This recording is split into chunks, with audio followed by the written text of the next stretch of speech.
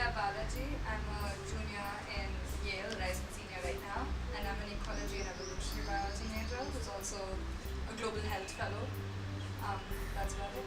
The minute I got in, I realized it really fit.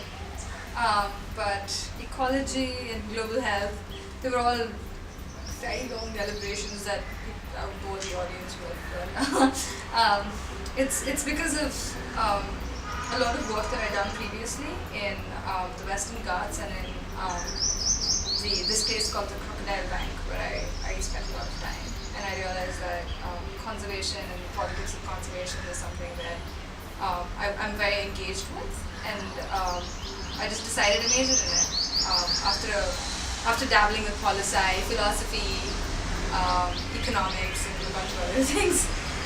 Global health is really recent. Global health is, after a bunch of wildlife-related fieldwork, I realized that you can't actually ask people who have so little to start off with to conserve and do all of these things if there's no basic guarantee of rights, of sanitation, of health is a right. And so that led to my foray into global health. I was working with drug users and gender biases in New Haven. That's where I'm from. That's where my college is. And yeah, that slowly led to my introduction to the field of health policy. Okay, that's interesting. You mentioned something about drug havens and gender biases. Right. How does that's where when we tell kids that when you go to Yale, don't go to New Haven, and then you just went right into it. So tell us more. No, it's just I'm a part of this organization called the Global Health Advocacy Coalition or something. It's a high-sounding name for an advocacy group of very straightforward people who are just trying to do something about the funding, the global funding for HIV at this point. So we just write a lot of op-eds and everything. And one day we invited a speaker who told us about the situation in New Haven, where we live in. In fact, it's terrible. Because most people don't really have, in downtown New Haven, don't have health insurance. And so when they're dependent on drugs, there's no way to ensure that the syringe exchange occurs in a reasonable manner, or that their problems are dealt with, that they have mental health counseling and those kind of things. And so Yale has an initiative where they distribute methadone, which is an opium substitute for people who are addicted to heroin or something of that sort. I was just involved in the clinic, just shadowing a doctor and helping things out. And so that kind of got me into that. So contributing to the community around the college is a big theme. Are there any other initiatives besides? Arjun, could you repeat that question? I couldn't get it because of the. No, so contributing to the community around college is obviously a big agenda. What are the other fun things or cultural activities at Yale that contribute to the life in New Haven or just on the campus? So, campus life is really versatile. It's whatever you choose to make it. Other than doing all of these really serious things, I play rugby. I do freelance sport fighting on campus. What is that? It's just, you have these swords made of wood and foam. You just fight. And then most people really like sports and athletics at Yale. So we have a large contingent of runners and swimmers, and cultural activities are plenty. If you want to do Vietnamese dancing, you can do that, or if you want to do something like yoga, there are 50 different varieties of yoga offered at Yale. And it's just, after a point, you're just really confused because of the choice available to you versus the lack of choice. So that's how the situation is. So if you look back, and it's been 3 great years for you, and how do you see yourself grow as a person at a school like Yale? These 3 years have been a blur, if that says anything about growing as a person. But yeah, it's definitely contributed. I was thinking about it a few days ago, and I realized that I am really different from how I went in. It's really contributed a lot to who I am and how I view life, in the sense that it teaches you to stand on your own 2 feet. And most places, although it sounds so simple, most places really don't do that. Yale assumes that you're an adult, you're capable of making decisions for yourself, and gives you the tools to do so. I've really benefited from very fruitful engagements with people who've interested me, like my professors and my peers. They all have a story to tell, and kind of knowing their story, appreciating who they are, and appreciating what led to that process makes you want to do the same. Makes you want to push boundaries that you've assumed. So that's what Yale has done. Okay, so the rub off of the community and Yeah. people around you. If you could cite one example of maybe you've done many academic travels every summer. So how does that happen? And how do you pick, or how do you get picked? Yeah, for I this mean, program? it's just really a question of what you want to do. I spent last summer in Costa Rica in a rainforest doing some research on bats.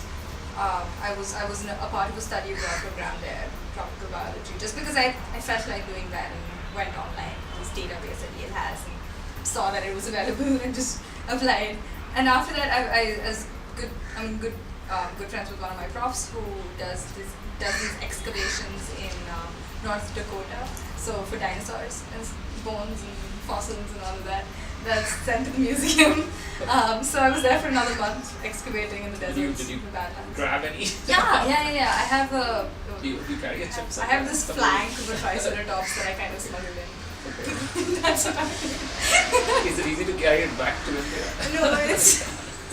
I mean, it looks like a rock. No one knows what a fossil looks like offhand. So. That's easy. So yeah. So how do you really get picked? You really have to work hard, know the professors, really love the project you're engaged in. I mean, it's just, does the class fit you? I mean, you take a class and you're extremely interested in that class, and they're office hours, so you go for those office hours, and you hit it off, or you don't. Yeah. So. And then even the funding and everything. How does that work? So Do we you have have to a- budget for it, and you have to petition? It's difficult. It's not difficult in the sense of it's not available, but it's difficult because it needs you to do a lot of thinking about why you want to go for this project and what you seek out of it. And I mean, Yale does want you to grow. I mean, you have 4 years here, and they really have to maximize on that. As stereotypical as it may sound, you have to say that this is how it's going to benefit you, and it has to be something sensible and something reasonable. So a lot of people have difficulties with that in terms of funding. But there's a huge database full of all sorts of funds for all sorts of things, and I've been lucky enough to have all of my summers funded so far. It's worked out pretty well. Which one is the most memorable out of the two? Let's see. I spent some time in Cuba my freshman year, which Okay. was very, very interesting because not many people go there. So it's literally like me in this pristine beach kind of a feeling. But that was very interesting. It was a completely different political system, and it was just and the healthcare system was astounding. And the people were really different. The pace of life, the way things are. Yeah. So then, do these experiences add up to what you want to do eventually, or it kind of just merges into one interdisciplinary, Yeah. program? in your I'm head? sure that they all do add up to what I want to do eventually. Although I'm not sure as to what I want to do eventually. It's molded by my experiences. It's molded by my thoughts, and Right. these have been very significant contributors to how I feel and how I think and what I do. And the program in Tanzania was more of the global health initiative. No, was I it? was actually just filming in Tanzania. Okay, and that was the ethnography and those Sure. issues. We were trying to. It was a conservation documentary. It was about, because most documentaries on conservation tend to focus on the animal, the natural aspect of it all. But what about the people? What about there's so many untold stories of what happens when there's tons and tons of financial aid from like international agencies that are pumped into a country that is not dealt with it before. So what happens to that is what we were looking at. Okay, the big question about why NGOs do a good job or they don't, is that Oh, one thing, or Right, the that's the funding that that's an goes- aspect. That's definitely an aspect, but it's more of what motivates people to conserve. Why this idea of conservation has even come up in the first place, and what are its repercussions. So it's very At least we're trying to ask these questions. Let's see when we do edit our footage what we get. But that's completely Yeah.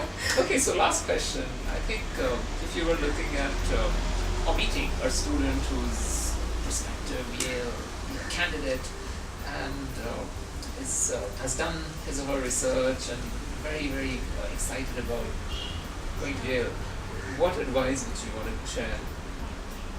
that's difficult, but I think the most important thing I'd like to say to him or her would be to go with an open mind, because we all enter an institution with predefined ideas of what we are and what we seek to do. But the more open-minded you are, the more intellectually challenging everything becomes, and the more engaging everything becomes. That's the beauty of Yale, I think, is that you can ask all of these questions and you will find answers, and they won't be easy, but you'll find them. But you have to ask the questions in the first place. So, So yeah, with that, I think we ended our questions. It's good. today.